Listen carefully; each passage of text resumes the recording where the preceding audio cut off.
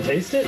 It's not too bad, actually. The heads, aka the bathrooms. It's probably the least glamorous part of any boat, but also one of the most essential for obvious reasons. When they're working properly, you don't really give them a second thought. If I lived in a house, I would call a plumber right now. But when things go wrong, they go really wrong. How it smells. Oh, it smells. We've been slowly chipping away at both our port and starboard heads in the background. It's so amazing to see it all come together. You can see on my face probably, I'm so stoked. But today, we're going to show you more than you ever thought you would want to know about boat toilets as we give you an inside look at the heads on Delos 2.0. Might have to turn the camera off, Kat. No.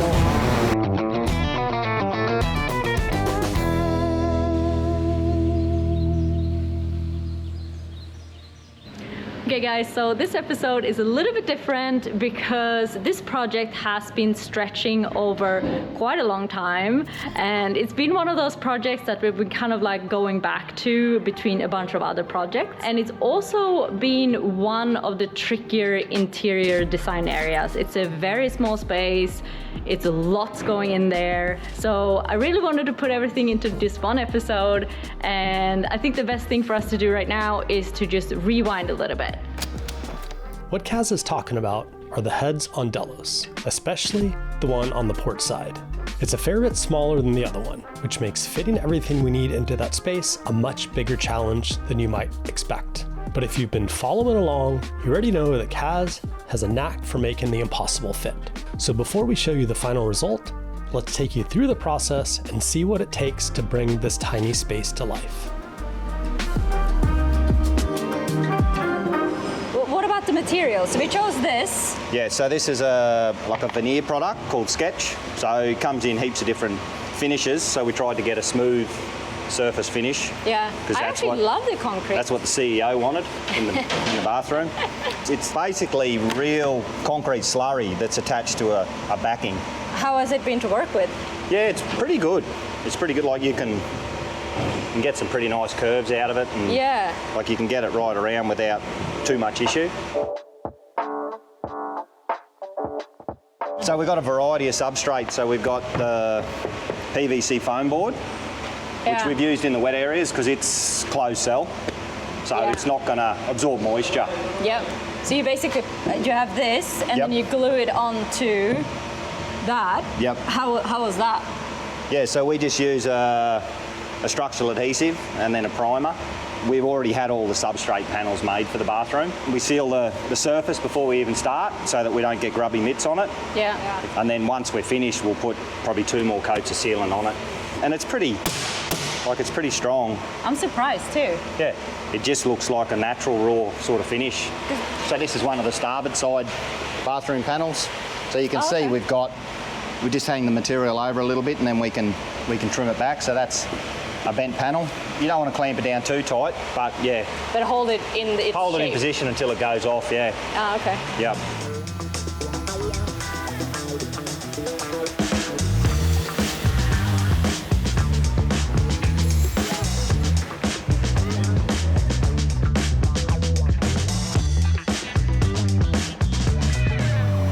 So you're heating it up to be able to bend it easier? Yeah, just to form that shape, so when we glue it, we don't have to force it in position as much.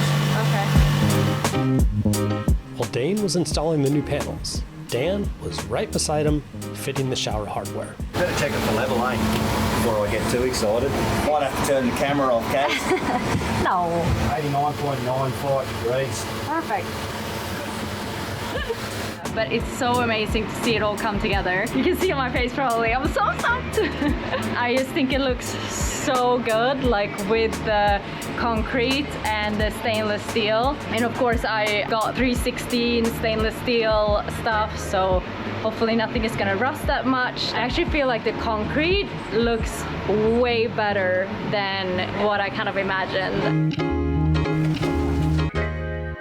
A few weeks ago, I received an overdue invoice for a customs import and duties fee, something that we get quite a bit since we're importing so much stuff for the boat right now. I clicked on the link, the amount looked reasonable, I put in my credit card details, and I submitted it, And then I got this sinking feeling that something wasn't quite right. I went back, looked at the website, it looked legit. Upon further inspection, I noticed that the URL was only one letter off, and then a few days later, I got some suspicious charges on that very same credit card. I had actually been scammed. So I'm very happy to tell you about the sponsor of today's video, Catamaran. It's from our friends at NordVPN, and it was created just for this scenario. It's there to help protect your money and your financial identity. Their service constantly watches the dark web for your personal information, and if it's discovered, they'll alert you immediately that something doesn't look quite right. It also constantly watches your credit score and will alert you to any changes. So prevention is by and far, obviously, the best way to protect yourself. But what happens if you, like me, actually do get scammed? Catamaran will guide you step by step through the entire process and help you to get your identity back. One scam can cost you everything, so be sure to protect yourself now. And when you do, it's best to use our special link. I will pop it below and also in the description. It is catamaran.com/Delos Protect. Now, when you use our link, it supports our channel, which we are very grateful for. You are also going to get an amazing deal. The first 100 people to use that link are going to get 20% off. So once again, it's catamaran.com/Delos Protect. We really appreciate your support by watching. And now let's get back to installing the concrete lining in our heads.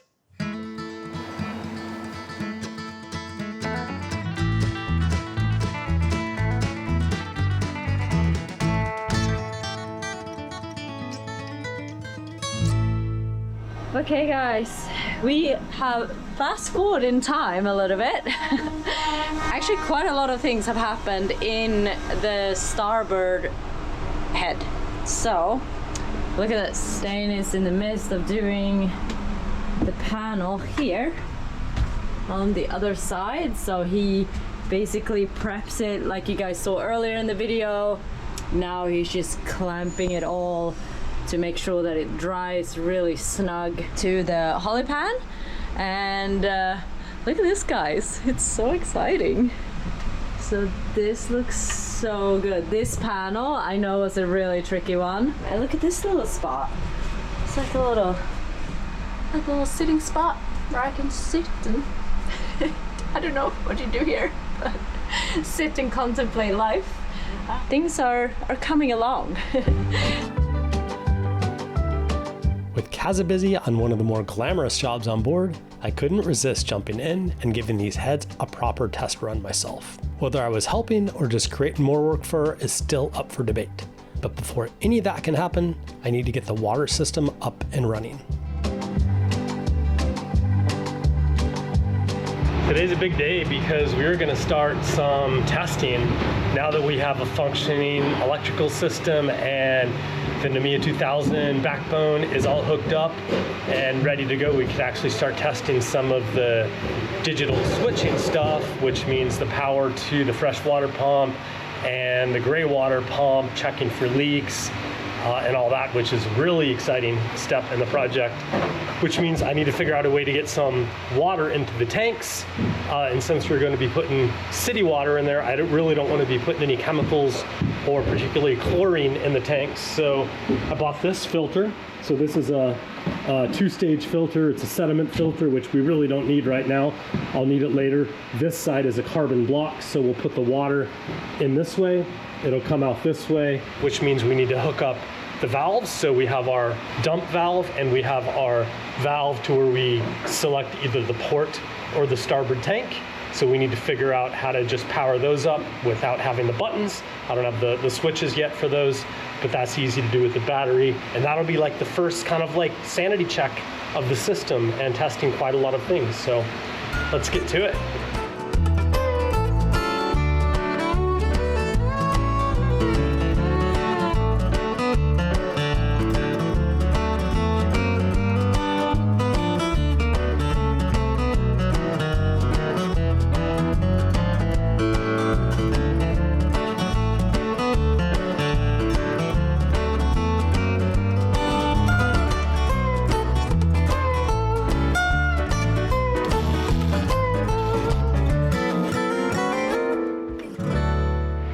Okay, that looks pretty good. Next step is we gotta put some water in the tank. So Bill's gonna go downstairs and turn the water on, and then we will turn on the pump, and then we have to figure out which valve is starboard and which is port. So this is how we choose which tank we're gonna pull from. Okay, Bill, turn it on just the tiniest little bit. Okay, so water's coming down here, which goes into, I think we're filling the port tank, Bill. Okay. Can you go move the valve? Switch it to the other side and we'll fill the starboard tank.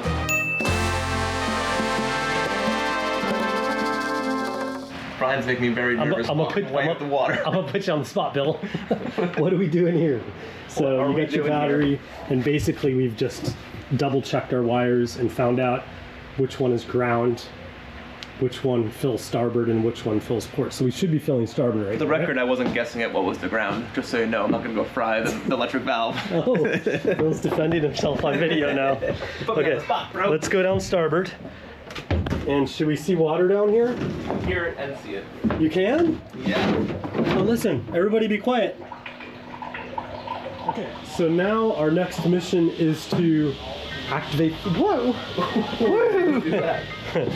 Activate the electrical system. Okay. We're having a little problem with this valve for now, so you can just take these off and you can just manually turn them. So I turned it and verified that we're on starboard tank. So now let me turn this guy on and see if it'll prime. Yeah, there it goes. It just primed. Yeah. Water flowing. That's coming from the tank. That's good news. There we go. All right, I'm pretty happy with that. We let it run for a bit. Bill opened the tap. We pushed the air through the system, and then it came up to pressure. And it turned itself off. Successful first test. We got the electrical system powered up, and we got power to the water pump, and then we turned the water pump on. That's like 5 wins. All right. While we were working on the water system and getting everything ready for the next big test, Kaza has been busy planning, checking, designing, and deciding on just a few of the hundreds of little big details that go into the heads. So let's see what she's been up to. I'm in the board head again, and today I'm basically trying to figure out the vanity. I already have a bowl and I already have a tap, but I feel a little bit hesitant. It's very hard to find a good setup, so. Kaza called in the reinforcements. With Dan's help, they checked and measured all the possible scenarios and managed to draw up a prototype that Kaz will now send to Steve for approval. I feel like I've come to a few decisions at least. It's like I feel like I take a few steps forward, and then I bet I'm gonna show this to Steve and he's gonna be like, well, this is not possible, that's not possible, and then I'm gonna talk to Dan about the plumbing and he's gonna be like, well, you can't have this because of that. So that's always the case, but at least I'm making some decisions, and then like I kind of go backwards a bit and then I go forwards a bit, and then in the end we have something. So this is what I got so far, guys.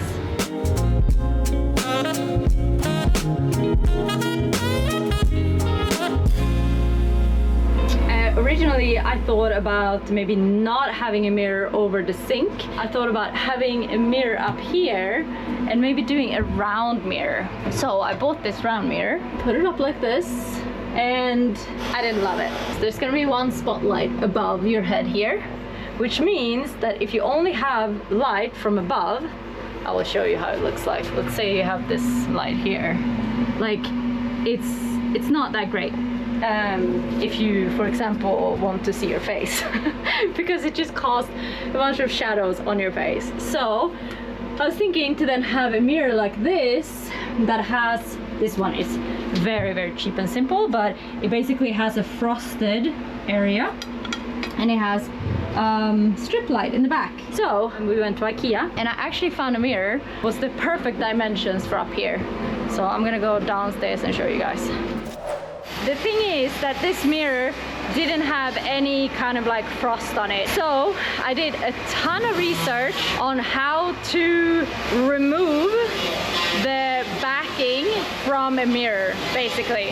I've taped off the strips, and then I just got a very, very fine grit sandpaper, 2000 grit, and then this one can be wet, so I just wet it and then I just go at it. This is how the first side turned out. And I feel like you can see through it. Hi, it looks great.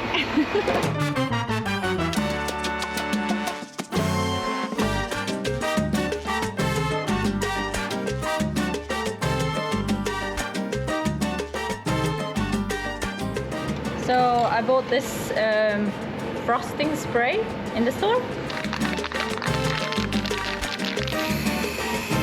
Look at that. I feel like it actually covered it pretty good. I don't really know if I need another coat. Whoa, that looks super cool, guys. Yeah. Look at you. I think it worked, right? Yeah, it definitely worked. Okay. Wow, wide on my mustache. Look at all this paint. Oh look, it's already working. We can already look at your face in the mirror. Oh, look at that. Okay, done. Done, check. Test.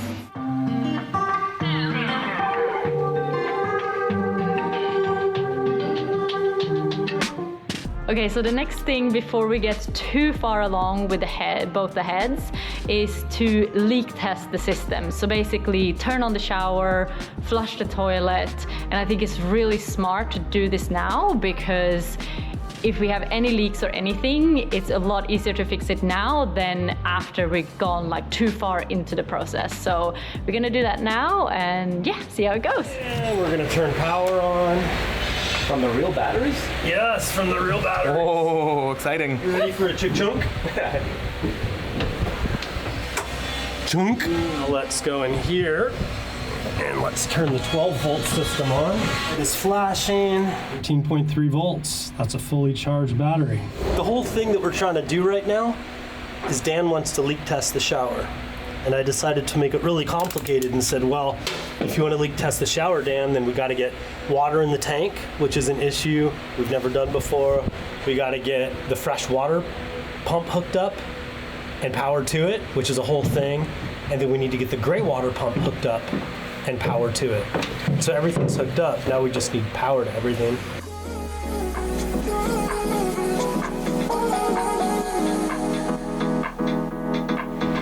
We verified power all the way through the system to here. And now we just need to basically open up a tap. Let's just give that a go, huh? No. That was lucky. That was friggin' lucky. Hey! Woohoo! Okay, now go watch that pump. No. All right, Dane. I've got nowhere to go here. So. Let's give it a go. So I just turned on the, we're gonna do fresh and salt supply on the toilet so we can switch between the two if we like. We use salt at sea and fresh in port when we have plenty of water. I've just pressurized the system with fresh water. Now I need to turn on the toilet switch here. Boom, it's channel number 4. Single on. We've got voltage. You wanna do the honors? Okay. What do you want to go? Water in? Yeah, You want the eco? Let's do Right. water in. We'll get the air out. There's probably going to be a lot of air in there. Whoa! Jeez. What was that? Yeah, water's coming out. You want to taste it? Hey, look at that! It's not too bad, actually. Wow. Okay. Now, should we do an empty? Okay. Here we go. Hopefully your table's fine. Okay.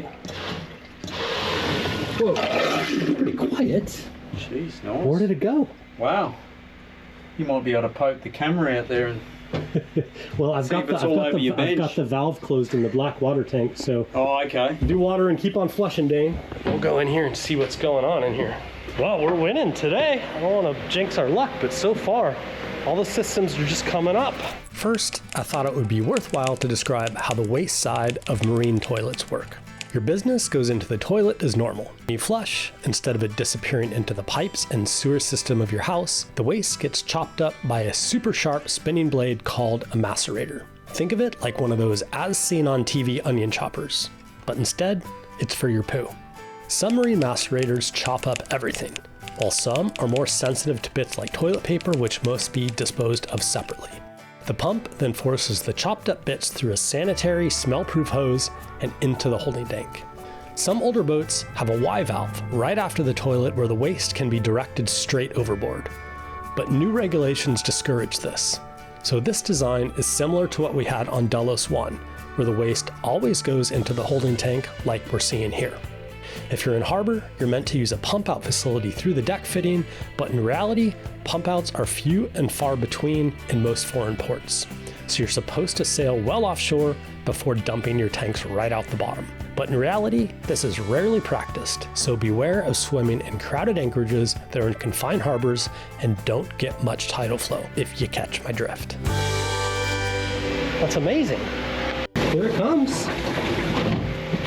Give us another flush, Dane! There it comes. Fair enough. Woohoo! Cool. All right, now we check for leaks, and then we can dump it out and see what happens. Eco flush. So basic. Any leaks? Yeah, there's a few little drips coming out. Well, so far, we're doing so good, Dane. Yeah. Alrighty.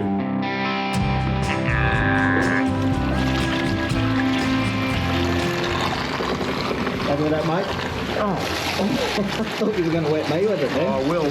Dave. If this Dave. Yeah, you're on a winner, Brian. It's coming out. Should be more there where you go. Here we go. A bit of air out there. So the water goes into here Yeah, gets all level and then gets comes pumped out. out. And where does it get pumped out? He's turning the pump on now. Here into this safety step. Multiple use. I wonder if it's gonna like squirt out or if it's just gonna trickle. Scott, that's what she said. Well, delivery's all wrong, butchering it. We'll soon find out. I'll put it up nice and close. Yeah. Is that the max? Yeah. I just want to make sure the water can get out what's coming in. Fast enough. Yeah, because I think we're getting a little bit of an airlock. Well, the water came out. Yeah. Water came out of the shower, went down the drain, went into the little gray water box, and right onto Dane. How we doing down there, Dane? Yeah, a bit wet. Someone didn't tell me that we're going to turn the pump on, did they? Sorry, buddy. Hey, listen, there's no malice involved.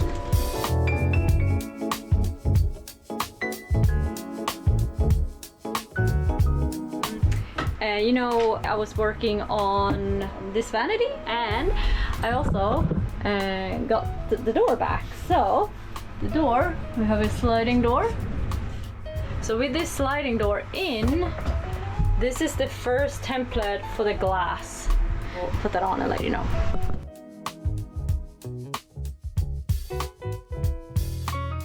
So Neil from Millennium Glass that I've been working on for quite a long time now actually.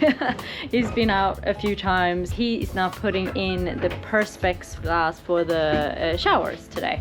So it's really exciting and it didn't take them that long to make it. Not really, but they said there was 3 goes for these Oh really? because of the cutouts. As I told them, you need to make sure that it's within the millimeter Yeah. because it's going on a yacht, on a boat. If it's wrong, then it's gonna be wrong and I won't be happy. Yeah.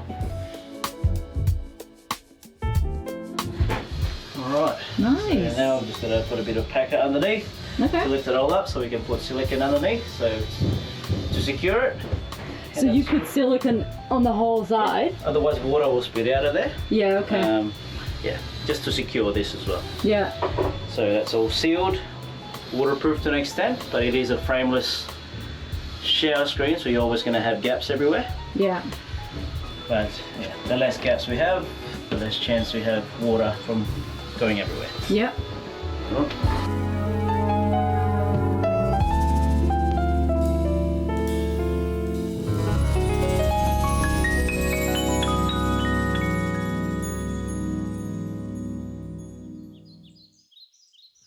Something came back from the painters. This little vanity, which is great. It looks really nice. So it actually turned out very, very close to the design that I originally gave to Steve, which is really nice to see. There is obviously quite a few more things that needs to happen in this bathroom and also on this head and also in the starboard side. But I feel like this video is getting long enough. So thank you guys so much for watching all the way to the end, and I hope you liked it. It was a little bit different, but yeah, I think it turned out really cool. So we'll see you next Friday, and if you want more like behind the scenes content and chat with us on a more personal level, you can head to our Patreon at patreon.com/svdelos and check that out if you're interested. And yeah, we'll see you next Friday.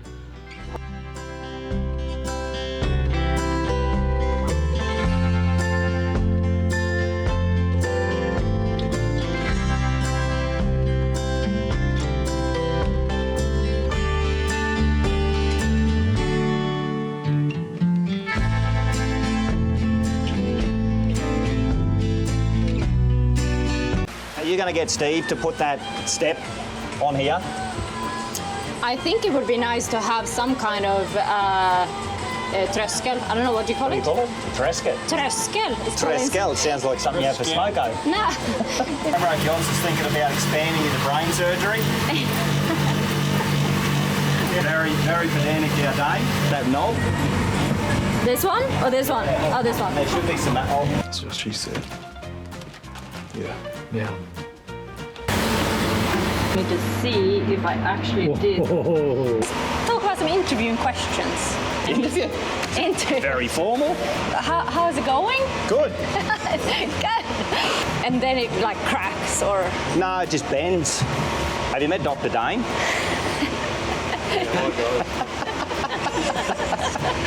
Yeah. Bathroom. And I mean, this is an indoor-outdoor product. Geez, we're giving them a good plug. I think they would have done a better deal for us, eh, Kaz? I know. Hey? Me too. I'm like, dang it. And we put a hob or a treskel in there. In the bathroom. In the head, I should say head because everybody freaks out. Ah! Okay guys, update from the, oh god, the light. Somebody's pissed. How do I turn this thing off? At 0. No one hacked Ryan's water pump. I'm gonna change that password. So they need to see what my name for you is in WhatsApp. Oh, I don't want to know that. Our vent goes out the bottom of the boat, like instead of inside the cabin. Yay! Oh, how about that? That's luxury living. How many times have we filled up? Why? Why is this like this on boats? So another interesting journey that I had. Why is it so weird? Extremely close. Oh, what are they doing now? It actually turned out very, very close to. Oh. Maybe I'll just film it anyway.